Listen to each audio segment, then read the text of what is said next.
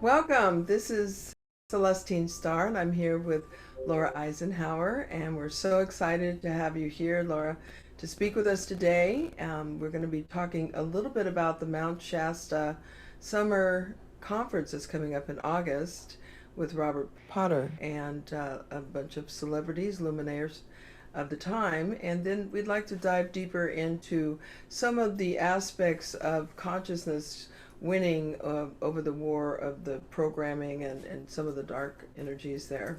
So thank you for coming, and let's start out with just maybe telling a little bit about yourself and some of your work. Awesome. Well, it's great to be here. Thank you so much for having me.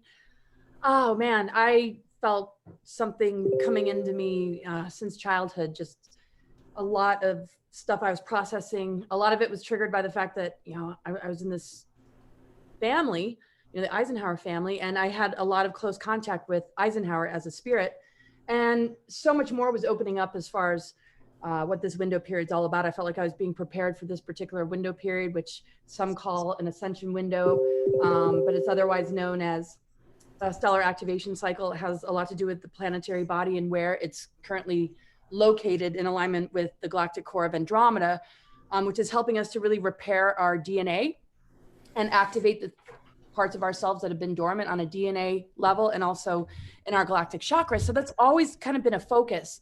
And a lot of my passion has been about kind of understanding that.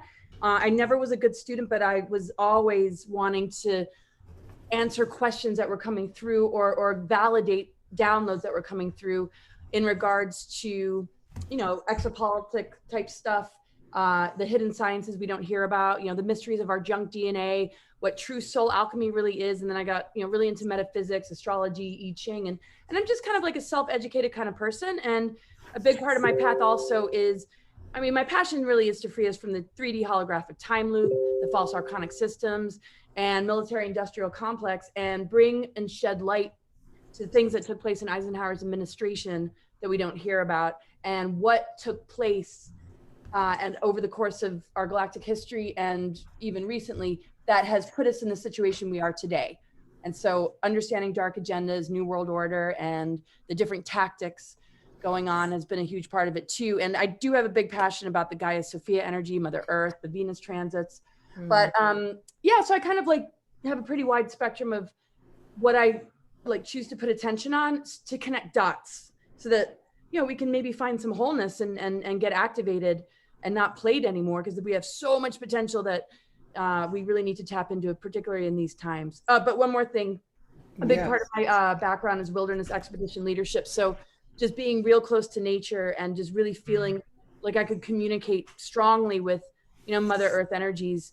Some incredible insights and downloads came through that my research of folks like Lisa Renee and from energeticsynthesis.com and Keelantic Science helped to really, validate a lot of what I was sensing, and the significance of the times we're in terms of the Mother Arc energy and the activations coming through that, and Venus transits and ether and what that's all about. So I'll leave it at that for now. And ET races, of course. I'm kind of like all over the place, but really trying to You're integrate not it. actually all over the place, because it really does, all these layers connect together. You really can't have one without the other. And so I really appreciate you just giving us just that little spectrum. I know the deepness of who you are and the vastness of what you know. And something that sparked my mind that I'd like to come back to just for a moment. I was looking out at the star groupings. I'm always into the stars. You'll know that about me. And I noticed that the Milky Way was laying across the horizon. It doesn't always happen, And it's laying, and then you could look straight into Andromeda. And so I'm wondering, you were mentioning about healing our bodies by having this alignment. Can you give us a little bit more about that? Yeah, well, the geophysics of the planet in these particular times just is allowing for this great awakening to happen. We've been recovering from a lot of dark cycles of history, a lot of wars originating with, galactic wars that have stepped down into this particular physical planet experience. And the history is so vast as far as how we became a fallen system. The Milky Way system became a fallen system. And, you know, anything that falls is able to get back up. And that's part of the alchemy, is that we go into this and we can come back around and transform, but we need to learn the right use of power and, you know, kind of understand a much, much bigger picture, which is very hard with amnesia and a lot of manipulation to our DNA. And the fact that fences and seals were put in our DNA to give us a chance to kind of get a grip, but at the same time, it made us very vulnerable to manipulation and infiltration, to a point where, you know, their trickery and deception has made it very easy for them to penetrate the minds of people through social engineering, psychological operations, and mind control.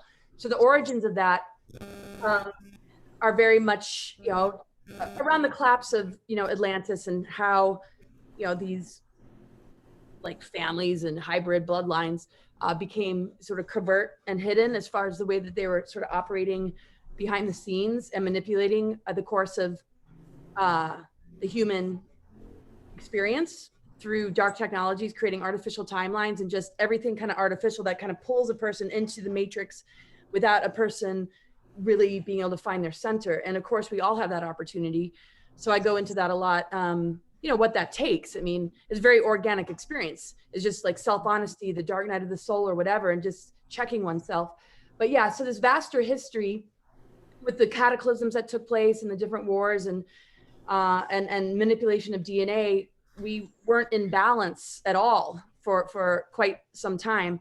The mother energy wasn't very anchored in the planet. It wasn't able to occupy the planet, because not only was there the planet being thrown off because of these wars, they started to manipulate the planetary grid network, and actually manipulated the planetary grid network with reversal grids and overlay grids that would create more digression and just, you know, where we allow physicality to hold dominion over our true connection with spirit, and how much we've lost that organic and true connection, which we've been regaining if we can allow ourselves the chance to awaken and remember.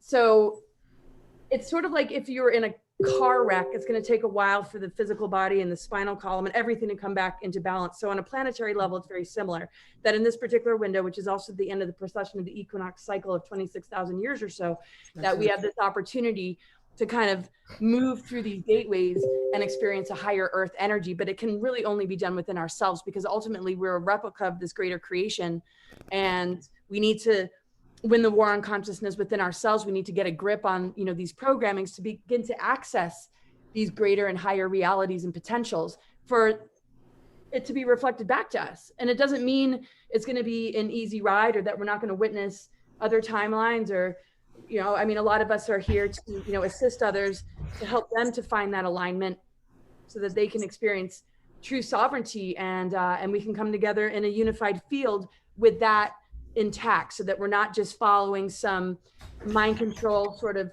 or cultish type thing or belief system that goes against the laws and cosmic laws of nature and cosmos that our body requires to be in alignment with in order to be healthy and upgrade and move to the next level. When we're not in alignment, we just keep spinning in the same negative patternings, or we make excuses, or we blame, or we adopt some false movement outside of ourselves.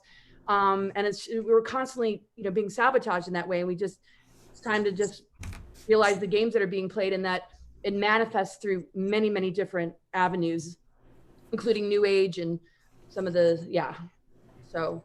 Yeah, it's really like, you know, you have to be awake on so many different levels. And so if I was a lay person and I was just listening to what you're saying, and thank you for sharing that, that's so important. And I started realizing, okay, I'm having all these I'm spinning out, I'm having the same programming. How do I begin? Do I find a practitioner, or you say it goes from within, you know, how would I begin the process? Well, I think, you know, everybody's a bit different, of course. So what I've really appreciated is learning astrology, because we're born with this unique map. And to me, the map of astrology and the way the planetary alignments are at birth help guide us through the course of our life into the 0 point unified field. We learn from the patterns, we can grow from the challenges, we can tap into the things that really give us inspiration and give us that boost. You know, so a chart might say, well, this might be the antidote that you need, but it might not be the same for somebody else. But it's something that might make all the difference in the world to a person.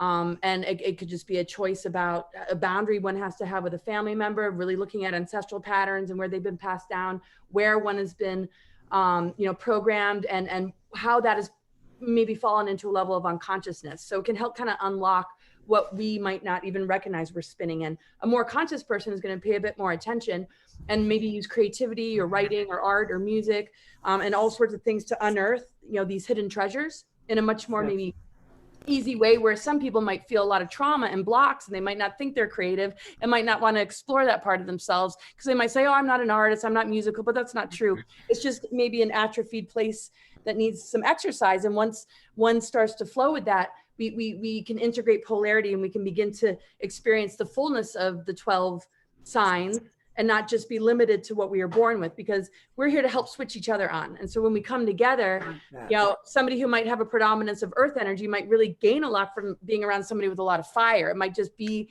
that spark they need, because ultimately the root races and the star seed races came into this system so that we would learn to help each other switch the rest of ourselves on. And they've done a really good job at creating the conquer and divide, or competition, or jealousy, or, oh, I don't have that, or you're special, I'm not, or a person being in their arrogance and thinking that they have, so we're kind of pulling the puzzle pieces together. So that has been a really helpful tool. Working with Tarot and the I Ching helped me to really, really understand myself. But I think practitioners can be very helpful. It really depends where something is hitting a person. I think if a person's dealing with more physical symptoms, it's a little bit easier to work with a practitioner who maybe is a naturopath or a Chinese medicine person. But when it comes to like counseling or seeking that kind of help, it can get a little tricky, because nobody's going to really have all the answers for us. They can hold space and listen to us vent or talk about things, and they might have good tools, but some people abuse that role. And so it can sometimes create more problems than it's worth. But it really depends, because I think maybe a person manifests those experiences to gain strength, and where others might manifest that experience and it went really, really well for them. So we always have that sort of place that we need to strengthen. And I use this sort of metaphor a lot, but like being a spiritual athlete, what are the obstacles that keep us maybe falling into victimhood or trauma or a feeling of defeat? That's our challenge and gift, to be able to learn how to fly over those obstacles and know that sometimes where we feel the weakest is where our greatest strength lies. Sometimes those things are targeted at a young age or in past life, to the point where we lose touch with it. And the minute we say, wait a second, I'm going to breathe unconditional love and life into this, we realize, wait a second, I can dance and fly over these obstacles. And then, we can prove other people's projections. Because we might go to a practitioner or a doctor that says, oh, you'll never be able to walk again if you were in an accident, or you have this long to live, or I'm saying the more conventional, and that can program the person. So one would want to work with obviously the good kind of healthcare that really helps a person get closer to themselves instead of further away. And I'm not saying that all conventional medicine isn't good. There's a lot of incredible doctors, of course, but any kind of medical industry that pulls us further away from ourselves, drugs us, labels it, doesn't appreciate the whole being, is getting us further from the goal. And so anything to bring us closer to ourselves. I say that the thing that helps me the most is facing adversities as an opportunity to love myself more, to get to know myself more, instead of the opposite. And it's a work in progress. It's not like, oh, I've arrived. Like, it's like every day I'm like, oh God. And the end game is that unified consciousness, where we awaken to our divinity, would you say? Yes. Totally. And that's the real magic, is that we are powerful creative beings, and we don't want to look at ourselves from the outside in, but more from the inside out, to reclaim that divinity. It's up to us to choose to have compassion, patience, trust in ourselves and the larger picture. And if we're waiting for permission from something outside of us, I mean, it just feels like it's a carrot that's constantly dangling, that people are, kind of chasing, but they're not really finding what's within. I mean, if we have dormant DNA and galactic chakras that are pretty much dormant as well, we have a lot to discover. So the adversities are going to help us, but same with honoring our blessings and what's sacred and protecting those things, and living in that level of balance where one isn't perceiving things in duality, like, oh, that's bad or that's good, as far as what we're experiencing. Yes, of course, there's evil in the world. That's different. But we're not judging the experience to the point where we shut down the greater growth that can come from it. A lot of people sometimes just, you know, fall apart, or they feel this energy of misfortune or failure, maybe get super insecure or like shut down, like, and they might lose connection with their intuition and their true calling because of those stigmas that may have been cast upon them, because that's part of our society. And then, you know, really just honoring these blessings. I mean, there's so much to always be grateful for.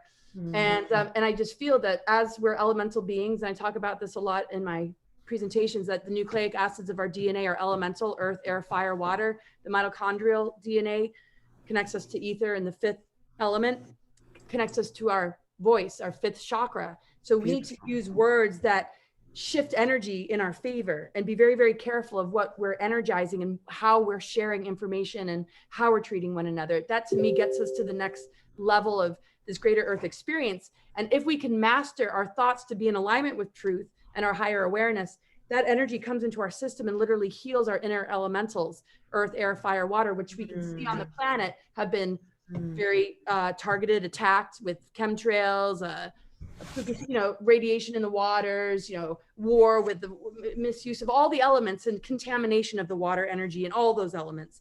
That I really feel if we can connect with the right frequency and let it flow through our system, we actually play a part in clearing the toxicity and contamination around us. And we begin to gain the upper hand because we're no longer mind controlled. We're no longer being harvested and siphoned.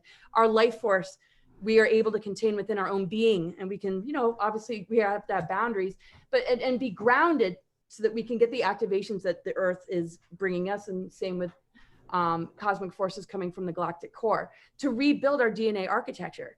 So, so we have to constantly check ourselves. And sometimes it's easy to get in the monkey mind and not check ourselves in a way that might produce results. I find myself doing that a lot, and I'm just like, oh my God, come on, get out of there.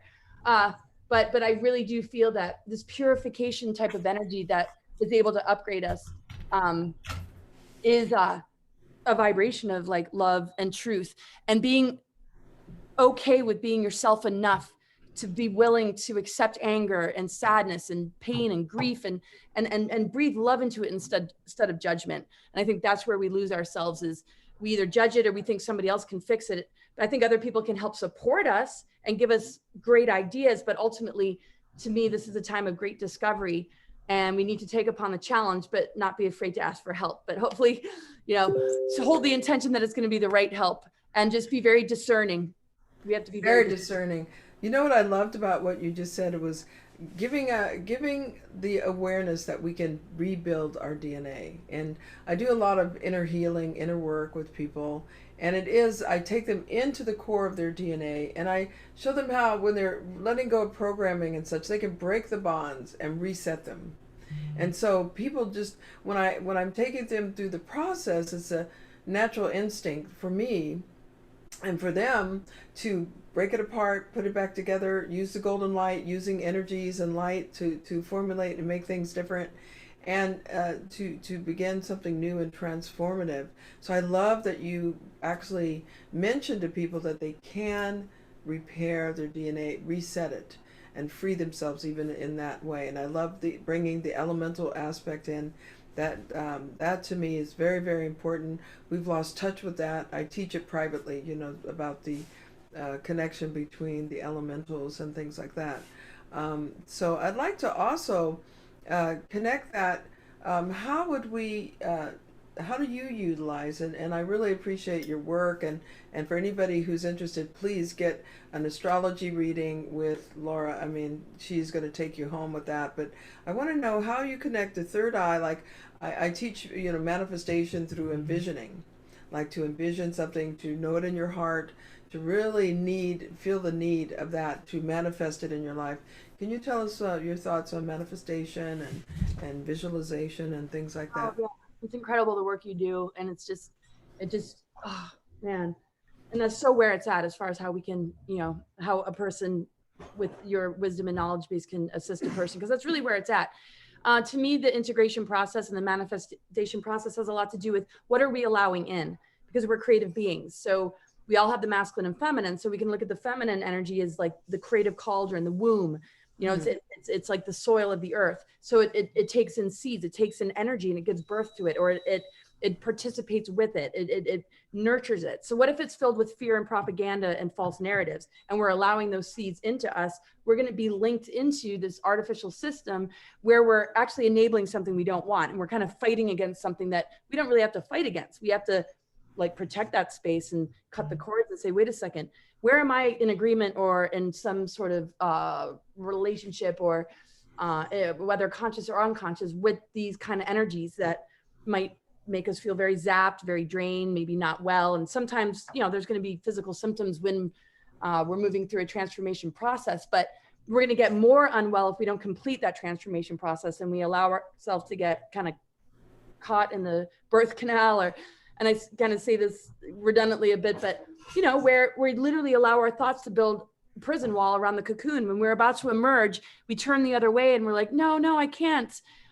Because we're afraid of the pain or the symptoms, when those symptoms, those very same symptoms, can be opening a doorway and giving us a grand opportunity, like I was saying before. So when we align with our truth, when we cut down on the electronics, movies, television, and we are aware that there's frequency modulations and distortions that are constantly trying to get the best of us, we can at least be well equipped to know what to do with it. And how also that gets into relationships, and how that can create a breakdown in relationships or the way people communicate. We have to understand whatever we're vulnerable to, we need to gain strength in, but we don't want to lose our vulnerability. We need to protect it as well. So it's a little bit of, you know, all of that where we maintain the sensitivity, but not to the point where, you know, so again, it's, you know, part of the balancing act. And I just feel that the integration process is to breathe into it, ground, and invite it into our every moment. And in every moment we have a choice to say something to somebody, or put something in our body, or take an action, or do something, we want to make sure that it's coming from the most conscious place. And if we can stay in our sovereignty and authenticity, our creative channels will constantly be running through its system, and energetic system and nervous system, the things that we want to manifest. It's when things poke holes in us, or we allow the projections to come in, or we allow the programming to get the best of us, we're operating on a creative level in a way that we don't need to, because we're always going to create. Question is, are we creating with clarity, or are we creating with intrusion that we don't recognize is there? So there's all sorts of techniques. I think, you know, being in nature or close to nature, you know, and the food we put in our body and what we surround ourselves with, including people and information, that we are on a path of self-mastery to gain sort of the upper hand. And we have to understand that the trials and tribulations that knock us over again and again is a part of it.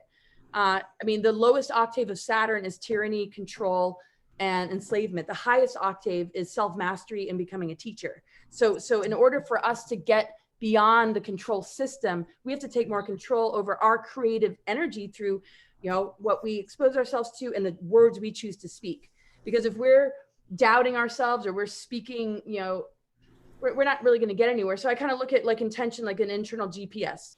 And once it's locked in, the intuition is going to tell you when to turn right and left. It's going to alert you if there's danger. It's going to protect you. But people are losing that sense of intuition and handing it over to this outer authority, and their intuition is shrinking to the point where it's not even there anymore. So we got to exercise the intuition and accept the challenges are there to build strength, not weaken us. And even if it does weaken us, it takes great strength to be able to admit it, know how to say sorry, know how to self-correct, and be a decent human being. You know, love that. Be a decent human being. So can you I'm very interested in what's happening in the sky right now. We're going to have a solar eclipse tomorrow, and that's the 10th, and it followed the lunar eclipse. And these eclipses and usually run a 13-year cycle or so. But I know this is an important time to line up what's happening in the heavens. So if you could just give us a little taste of that, of what we could be looking forward to in the days to come. Well, the eclipses always have to do with the nodal axis, which is Gemini Sagittarius right now. The south node's in the sign of Sagittarius. The south node connects us with the past. It connects us with patternings or things that we've already experienced that we're maybe reflecting on and learning from, sort of as a launch pad to integrate the north node. So symbolically, it's the Ouroboros, the serpent biting its tail. And even though we need to integrate the opposite, it comes back around and reconnects to, kind of the past, which is what happens when we do healing work or work with, difficult memories, or we create breakthroughs in our life, and it can help shift our perspective of a perspective that might have been out of whack at an earlier time in our life, to the point where we can kind of do time travel and heal ourselves in a kind of way. And the fact that the north and south node connect to the greater soul journey, it shows the importance of integrating polarity to evolve. So if we're starting off at the south node, which brings us into the past, which is where the solar or the lunar energy, the solar energy is, as far as this eclipse goes, we're moving into Gemini, right? We're integrating the energy of Gemini. And so the moon is amplifying that through our feeling body, and Gemini has to do with communication. So there's going to be breakthroughs that people can experience through paying attention to some of the shocking events that can come through an eclipse. So an eclipse sometimes changes the course of a person's life. Something dramatic might happen, something that might feel like a crisis might happen, but it's surrounding things related to the throat chakra. So if we're tapping into these particular energies that actually are in a new moon next to each other, all kind of based in the Gemini, we're drawing upon Sagittarius, which is ruled by Jupiter, which takes us into more advanced lifetimes, our greater positivity and sense of wisdom, life experience, so that we can begin to speak that and speak our truth. And so this is being targeted right now. That's why there's censorship and this whole thing about masking, is that these powerful eclipses that are taking place that are affecting this nodal axis has a lot to do with, wow, okay, we want to cut people off because they're beginning to access their greater truth and wisdom. The Sagittarian energy that is open-minded and much more of a free thinker, if they start to speak about it and speak that truth, well, we're kind of in trouble. So there's a huge targeting on the Gemini energy in our throat chakra, because that's literally the one thing we need to create a breakthrough over in order to be more conscious co-creators of this experience. If we're just spreading mind viruses through our words, if we're in a divide and conquer thing, even if we're awake and conscious and we get things that are whacked in the world, if we don't master this part of ourselves, the eclipse is going to help us to maybe get a clue if we can gain the greater message that might come from a crisis that needs to manifest for us to get on track. And maybe we already, do have a clue, and we have to work our way around, some of the censorship so that we can really integrate this fifth chakra energy. Because people talk about 5D and then there's 5G. If we're going to step into the 5D, we have to gain mastery over our words, because that's how we manifest. Gemini, which is ruled by Mercury, archetypally is the magician. So when our words are in alignment with truth, we can manifest all sorts of things. We can talk our way out of, this is the whole idea of epigenetics. So this eclipse season has everything to do with mastery over our words, our thoughts, and the way we communicate with others, and recognize our greater and deeper wisdom, and also the trickery behind the forces out there that want to sabotage our ability to reclaim this. And so for some people, they might manifest a crisis. For other people, they might not notice it at all. But that's kind of the nature of this particular new moon. And I'd start off articulating that well, because I haven't wrapped my head around it. I usually do a report, but yeah, well, just off the cuff, I think you're nailing it. And yeah, so I love two things that came out was spreading mind viruses. So participants, take a moment and breathe that in, that you are responsible for spreading mind viruses or not. That is the choice that we have. And so Laura's showing us that we need to be mindful. This is the activation, the manifestation, the speaking, the word, the magician within ourselves in order to move us forward. I absolutely love it. I feel like I want to just, every time I have to go somewhere with the mask, I just can't wear it. I lower it, I move it, I can't, there's something about that. And so, for me, that is, just shutting down the abilities of the sovereign self. So I want to take this, and I want to take us to the future a little bit. I want to tune into the ultimate vision, because a lot of people don't even know how to envision for the future, or how to feel or know, or just have a relaxed sense of knowing that we're going to get past all of this that's going on, all the mind control, all the stuff, to really see that we have the ability to go beyond that. Is there anything you want to speak into that, what it would look like, how it would be for a human to live in a state of pure, sovereign, awakened, unified consciousness? Yes, the coolest question. And I can't wait to interview you next. Yeah. So, okay. Well, so the sun, moon, Mercury in conjunction in Gemini is all about that Mercury energy. Okay. And then we're drawing upon the South Node, Sagittarian, greater expansion and wisdom. But actually, there's a challenging aspect with Neptune, which creates a lot of confusion because Neptune connects us with multidimensional spiritual energy. So when we envision something, sometimes we don't realize the potential of what we can envision versus what we feel like is a reality we can't escape. So we have to stay really connected to our creative imagination no matter what. The presence of the ether in the 13th sign since 2010, when the sun started to move through the 13th sign of Fiacus, and the Venus transits have created corrections, and all the grid workers and starseed missions that have come to Earth, like yourself, have created corrections in the field and have impacted the collective consciousness way more than we can imagine, to the point where I feel like it nullifies the mark of the beast, and it neutralizes and disables a lot of these dark technologies because it's operating in a higher frequency, whereas AI and these negative technologies can only really affect a person if they're vibrating in like anger, hatred, like the Hawkins scale with the power versus force, David Hawkins.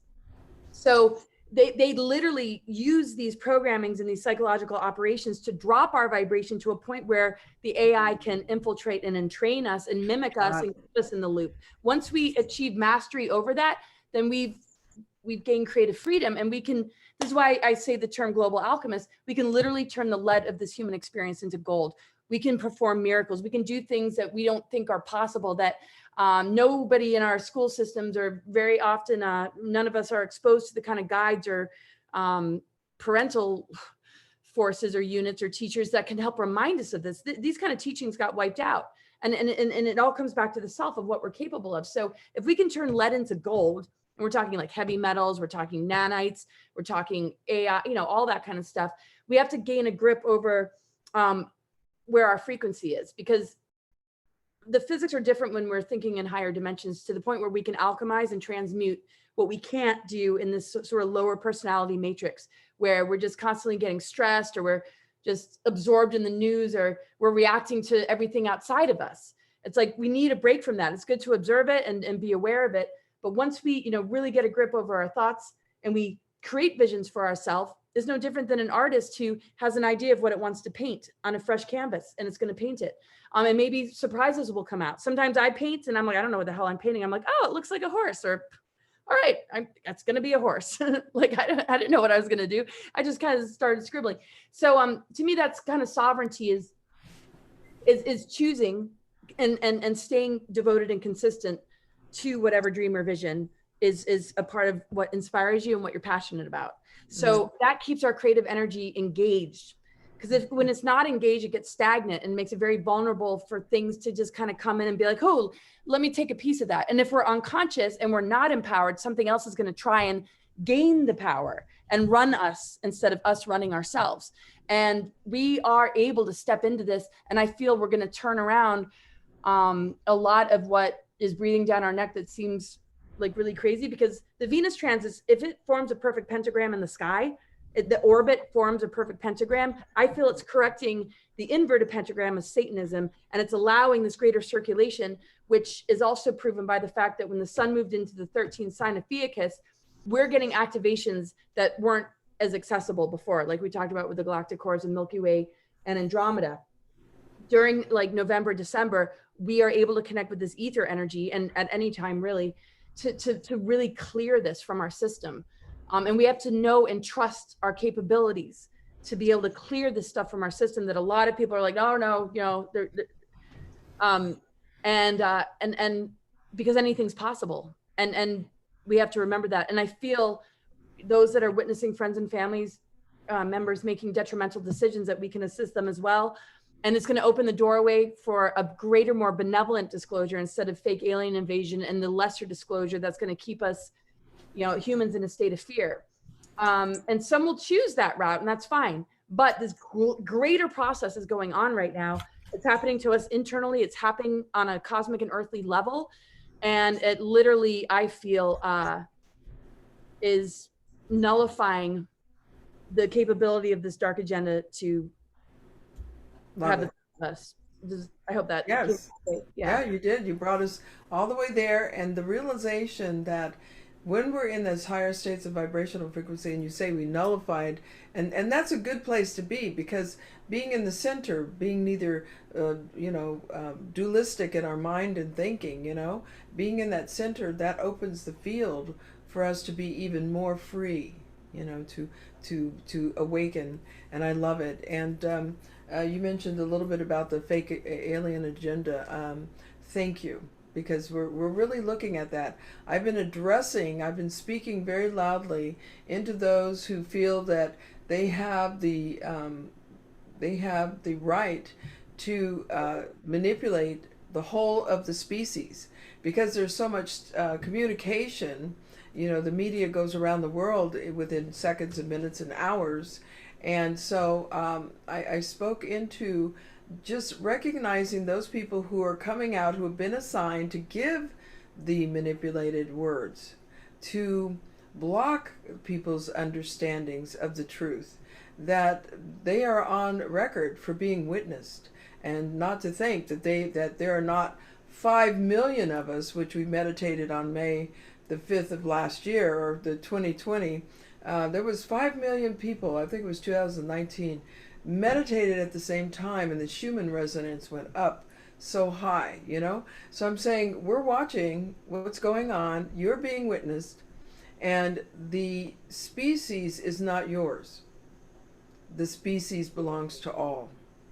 We are the Earth species, and so I'm really feeling strong about speaking into that, and letting them understand that you are the minority, you are the small grouping that has been working so diligently for 70 years to get your position so that you could take over everything, and that's reverse consciousness. And it doesn't work for everyone. And so I'm so glad to be able to share with you, Laura, any words on that, and in recognizing our whole species, and how we have the right, to stand up and be sovereign. And so what would you speak into that? Well, to me, it's like overcoming a very abusive relationship and knowing that you deserve better, because the manipulation that happens when a person allows a narcissist or abuser in their lives, where it corrodes their self-esteem, it allows things that are in a response to a survival sort of reaction, some more obvious situations than others, but it's where there's not an authentic relationship, where one is easily fooled because they weren't really taught to know themselves. I mean, we're going through indoctrination programs when we go to school. It's like you either get an A or you're just a failure, and I mean, within reason, but there's a certain type that they're looking to produce in society to reward with a lot of money and great careers and this and that. The ones that totally complied and are obedient, that has actually gotten addicted to the ego gratification of what it means to get certificates or to be promoted and this and that, to the point where, some get so addicted to it that they will make deals to maintain power or financial wealth, that one could say that's similar to selling yourself out or selling your soul. I mean, I know that goes real far, but there are those dark places. I mean, working with victims of satanic ritual abuse, I mean, it's so mind-blowing, and the different altars that they create, and some of those altars that are people that are celebrities, leaders, sports stars that are trying to influence society, that they literally have a grip over in order to socially engineer the rest of us. So those that aren't in those projects or programs, that are just sort of just in society, and the indoctrination of just being born in the society of, this is what it means to be successful, this is what it means to be a failure or a loser, depending on what a person was exposed to. There's not a whole lot that says, like what is like stirring within you, what are your greatest passions, maybe to a certain degree, because people are able to pursue the arts and music and whatever education they want. But there's such a huge portion of our galactic history and the truth of what we're made of that is kept out of it all, that we don't create that breakthrough. It's like junk DNA is not junk DNA. Our junk DNA is higher harmonic universes that are all about this greater ability to synthesize the masculine and feminine, the electromagnetic within our own being. And it's beyond gender. It has to do with the energetic circulation that makes us healthy, that makes us strong, that keeps us, you know, in a place of sovereignty. And so, you know, they give just enough, but not enough. And the same thing with, you know, truth sometimes is mixed with a lot of disinformation to throw people off. So there's always something that wants to sabotage and make us feel like, oh, but you know, we're progressing as humans, or these are great solutions. And I mean, I'm surprised so many people are caught in the trance. So we have to just step back and not be afraid to say, wait a second. Something doesn't feel right. Because if your body or any part of your being, whether it's emotional, physical, spiritual, if something doesn't feel right, that's when we have to become a detective and ask ourselves those questions and stop giving our power away for somebody else to solve it for us. And that's, I made a point of doing that. That's why I lived on the road so long. If I had a physical thing going on or an emotional thing I couldn't snap myself out of, I always did my best to just, I got to get the hell out of here. I'm just going to go pray, meditate, and like really feel into it. And I could see how everything changed around me when my perception changed. When I went out of like a place of poverty consciousness or feeling like a victim or, man, I'm totally screwed. And I changed my thought forms into, I'm abundant and I'm totally where I'm supposed to be. And this is all cool. And I'm in the now. I saw miracles happen. The predators started to, or the darker energy started to move away, and all these incredible things began to manifest. So we have to understand that it's like music. I mean, are we playing out of tune? Or are we playing the symphony with the music of the spheres and the higher octaves of the planetary energies that connect with our organs and nervous system?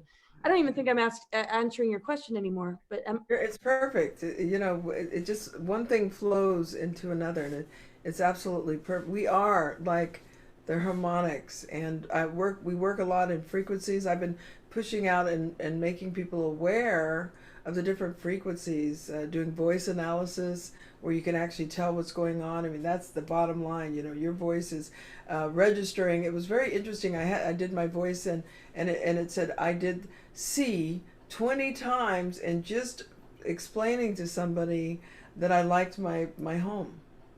And I'm like, you know, 20 times of this, 15 times of that. Maybe one time I would resonate the tone of B sharp or B. I thought that was fascinating. And so to really see the fluctuation of the modulation of your throat chakra, speaking and saying the story of your body at the same time. So if you know ever want to get into like, you know, what's real is what's real. Yes, we are all resonating at a certain thing, a certain frequency, and as we awaken our consciousness, we can resonate even higher, and then, as you said, the miracles start happening. So thank you for saying that. It is true. Yeah. And our organs are connected to the elementals and the way we experience the elementals. So yeah, like kidneys, when they're not functioning well, it's connected to fear. And fear, I mean, doesn't all have to like correspond to an element, but it sort of does. You know, lungs are grief, and liver is anger. And when these systems start to not flow so well or be in communication with each other, because it has to be a working system, just like what we're coming to understand as far as how we move into the unified field as humanity. All this diversity is what we need in order to create oneness. Sameness is not going to work.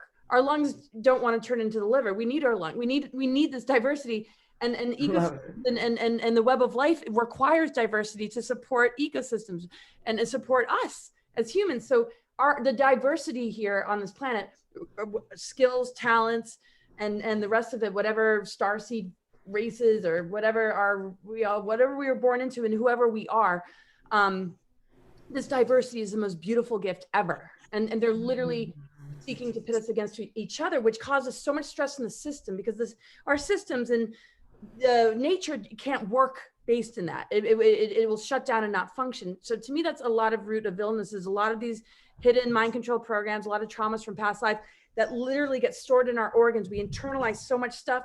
We're so unconscious to a lot of our experiences and traumas that when we go into the dark night of the soul, we can begin to face, but we have to understand when we go into the dark night of the soul, we can also rescue our treasures and begin to say, wait a second, you know, and then all these things can start to flow and our lungs are happy with our liver, and our heart is happy with our kidneys, and the fear is just like, wow, I felt the unconditional love coming from the heart, I'm not putting a block there. Or the lungs feeling grief, I'm not afraid to cry, and then the system is able to release through our ability to release. And then the endocrine system is a whole nother thing, so I could keep going on, but if we don't understand that and how we relate to each other as a humanity, we're really screwing ourselves over. We're not appreciating the diversity within ourselves, and what it takes for a physical body to function on an optimal level. If we shut down or block any part of ourselves, it's going to reverberate to other places in our being. So if we don't look at the fear, and we just live in the fear and make choices based on the fear, that's going to run us down and affect our immune system. But if we can look at the fear and bless the fear and say, thank you, you're giving me caution and discernment, and you do have a place, no judgment. I feel this is the key to, transformation and sovereignty, is to honor our symptoms and realize, these are great messengers, and really and I know you do this kind of work. I can't wait to interview you, and it becomes your medicine. It becomes our medicine. I tell people, your trauma you can let go, but then it becomes your medicine, and then you can help others. You've come here to master something, and so we want to just we're getting towards the end, and I want to bring in Shasta. So what what draws you to Shasta? What is it about Shasta? We love Rob Potter and his work there, and anything you want to share about that, and then maybe even your websites and how people can get in touch with you. Totally. Well, I've gone to Shasta a number of times. I've done a lot of events there. I've worked with Rob a lot, and the energy of Venus is like everything. I wouldn't say it's everything, but it's huge, and it's so important to understand what role this planetary body plays, and how that corresponds with us. There are many octaves to every planetary body, and how that corresponds with our organs and also our chakra system. So you got the sort of fourth chakra Venus energy connected to our hearts, but then there's the higher universal love energy in our galactic chakras that allows us to experience a more neutral type of love. Not neutral as in non-feeling, but more neutral as in balanced.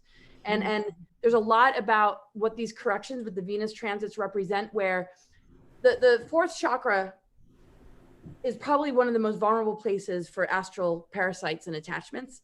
It's sort of like the gateway for a lot of those things to enter, because we either are lacking self-esteem or self-love, or we're giving all our love to somebody else and we're not getting a whole lot in return. And we're just kind of walking around, feeling, maybe our needs aren't met, or maybe we can't find the one, or, there's a lot that goes on, a lot of hidden heartbreak, and also very obvious heartbreak that can lead to addiction or suicide even. So we want to be able to access this higher heart energy and begin to bring it into the physical vessel fully and completely, to change the vibration of our heart. So a lot of the research I've done really kind of helps explain that, and the Venus transits and how the programmings in our society have created a very, very difficult terrain for us to have healthy hearts, or to feel our hearts are in balance. So we're reaching into something greater, which connects us with the ether and with source energy, which is a part of this greater alchemy I'm talking about. So Venus plays such a huge role, and I have so much focus on, the Venus energy with the transits, also with beings like Balthor and other things around Venus. We love Balthor. Yeah. Anything you want to say? I wish I was at a time where I could just walk up to him and speak to him, because that'll happen. I mean, I bet you already are doing that. he knows that I'm connected. We're connected, but having that appearance, you know what I mean? Because they live for such a long time. Oh, totally. What's that? I was just saying the people from Venus, those that Oh, totally. And I just always have felt this affinity, and I know that those that are occupying Venus weren't always there. I mean, the nature of everything changed when something specific happened. It produced more planets, similar to how we see like the cosmic trinity or Trinity become a pantheon, where there's now like the Ogdoad, which is 8, or the Council of 9 connected to the Egyptian. So there's been sort of a splitting and sort of councils that were formed. And so a lot of them, went to Venus, that really represented the heart of the mother. And because Venus is so close to the earth, similar to Mercury, and is working very directly with the planet, To me, that's the unconditional love of the mother that has been working on creating these corrections in order to be able to drop back into the planet in this particular ascension window and give us the activations and transmissions we need to reconnect and reunite with that greater mother, which is connected to the Father and the Christ Sophia child. And that is how we reach into something beyond our 12 strand DNA system. And we actually are literally connected to, like we were saying, miracle vibration. And then we begin to understand we're the most advanced technology, and we're moving from carbon-based to crystalline. And believe me, all of us that came to Earth on this time were prepared, and in knowingness that we'd be dealing with nanites and heavy metals and contamination of our food and contamination of the elements. This is a part of this greater thing that we're all a part of, like the mother energy that dwells within our hearts, and how we're changing the frequencies so that we're not walking around imbalanced or frustrated with our friends or feeling rejected or in fears of rejection or going through divorce. It's like, it's a really toxic heart chakra, right? But the higher galactic chakra is connected to the Venus energy and the corrections and these higher beings, is to help to heal that and turn it back into the diamond heart, that the mother core, the sun within this planet, beats at that frequency. And she's giving us that unconditional love. And I feel that energy so strongly in Shasta. And and yes, so we're doing a conference there end of August, 26th to 25th. 25th to the 29th, I believe it is. Yeah. But it'd be great to hear like your thoughts, like your connection with Shasta and just my connection to Shasta was really amazing because we had the harmonic conversion on August the 17th. So I was down in Middletown. I'll say down because Shasta's above in California. We were in Middletown. I had the 5-acre farm that we did medicine wheel and the Temple of Light, and 980 acres of wilderness, the Miwok Pomo Indian Vision Quest land. So I had come out of the cities and was directed to be there, didn't know why, leaving everything, started a business, and then said, I was an optician doing laser technology in the eyes as well, quantum science. And I looked out the window and said, this is it. I don't need to, I'm making so much money. I don't need to work. It was for the first time in my life, So the sheriff walks in, Sheriff Keys, and he gives us the keys of the kingdom. Where do I go to paint? Just sit in the forest and paint, whatever. Well, you're going to go up to Anna's, and she was the family of the stagecoach people. So we would go up there. And so harmonic conversion came around. Everybody was, I met people at Harvard Hot Springs where they had the first real community that I'd ever seen, 250 people. And there was so much love and expressed creative consciousness. It was just exploding there. And we said, hey, we want to go to Shasta. So everybody packed up, and we ended up at Shasta, and we're at Lake Siskiyou. There was like 2,000 people there. And I had never, I was kind of lifted up and just, I brought my Lumitron with the laser light technologies. Everybody brought their work. And we went through the whole night. Somebody decided to form gateways. So along the shore, we formed these little gateways, and each person, it was over 2,000, went through the gateway with 2 candles. And I step onto the spiritual path of truth and love and balance and harmony and compassion. And 2,000 people by the dawn, with Shasta at the top. We had a double tetrahedron, and we all went through, and then we formed a huge circle. It was like a double circle or so, and everybody sang. We were just singing and singing to the mountain. And that was my beginning, and I started pilgriming to Shasta after that, and it's always been a pilgrimage. And so meeting Rob, and I've wanted to come to his events, and what brought me there was the Venusians, and we love you, Rob, and we're so excited to come up, and so that's my thing, and I'm so glad to do this with you. I was trying to find here it is. It's the Hierarchy of Light coming together, August 26th through the 29th. And there's going to be amazing speakers. Laura's going to be there. We're going to have, hopefully, a round table. I talked to Rob, and he said, yes, we can do whatever we want. And then, of course, you're going to be speaking as well. So don't miss it. It's going to be in the park. What's going to be interesting is he'll have a hall, and but also there's going to be a lot of it down in the city of Shasta, and then also in the park. So Yeah. So do you want to give us, how do we find you? You're so incredible. What do we look for? I love your website too, by the way. So what's the name of your website and the book you're working on and Oh man, the books. ah Yeah, it's a long work in progress, and some yes. it got sabotaged along the way. But no, I really do feel something's going to come out before the end of the year. A lot of it has to do with the return of the cosmic ether and entering the unified field, and just things connected to timeline wars and a bit about my own personal story, but kind of framing it into, something relatable that I think a lot of people are going to be like, oh yeah, kind of can relate to that. Just some crazy stories too. But yeah, Can't wait. cosmicgaia.org. Cosmicgaia.org is Repeat my that. Yeah, website. Cosmic Gaia. Okay, say it slowly. Yeah, cosmic as in, yeah, cosmic, COSMIC, Gaia, GAIA.org. Perfect. And I have a new platform with Conscious Vitality. I do shows once a week. I've been deplatformed, Facebook. I rebuilt an account, but it's not the same. Telegram, Instagram, and I got 2 strikes on my YouTube. I might lose my YouTube. So it'd be really awesome for people to join this community. You're going to have access to a lot more content and information than just mine. They're protected servers, and it's also a social media kind of almost Facebook thing that's all protected. So it's really worth checking out. You'll see it immediately when you log on to my website. And then Telegram, if you scroll down the page a little bit, if you could join my Telegram, I give updates and keep people in the loop. And yeah, I guess that's it. That's pretty exciting.